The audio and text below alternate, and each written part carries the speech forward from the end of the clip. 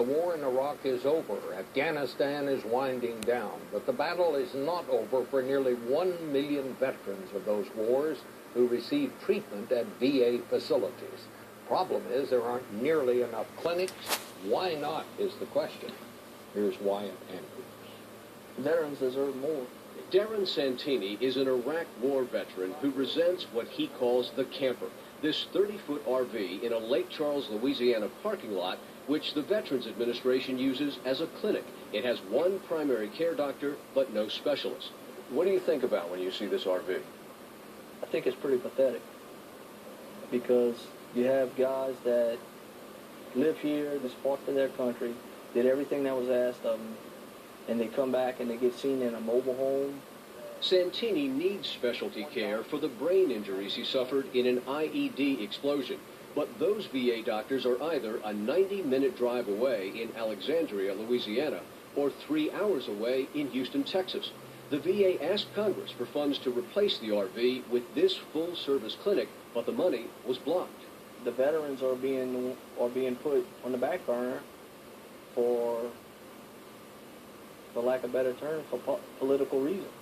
The Lake Charles Clinic is one of 27 VA facilities nationwide that Congress has put on hold because of a disagreement over accounting. Typically, the VA rents clinic space from developers, and Congress pays the bill every year. But last fall, the Congressional Budget Office studied the VA's rental agreements for the first time and concluded the clinics were government purchases, not rentals. That ruling meant the VA had to count 20 years' worth of lease payments against this year's budget alone. The ruling was a budget buster and forced the VA to stop the clinics. Congressman Charles Bustani of Louisiana represents Lake Charles. Do you agree with that ruling? I vehemently disagree with that.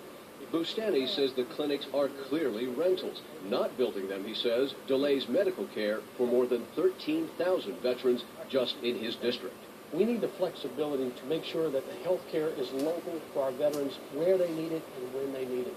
The 27 clinics put on hold were supposed to serve 340,000 veterans, most of them in rural areas where no clinic means no care. Outside the RV, former Marine Kelly Boussard said he often cancels his treatment for PTSD because of the 2-hour drive. That means I have to find a babysitter for my kids. My wife works. If she stops working for that day for me to go to the doctor, we lose money on that. It's too far for us to drive. Senate Majority Leader Harry Reid wants to reverse the CBO ruling and build the clinics. House Speaker John Boehner wants to study alternate ways of financing the clinics.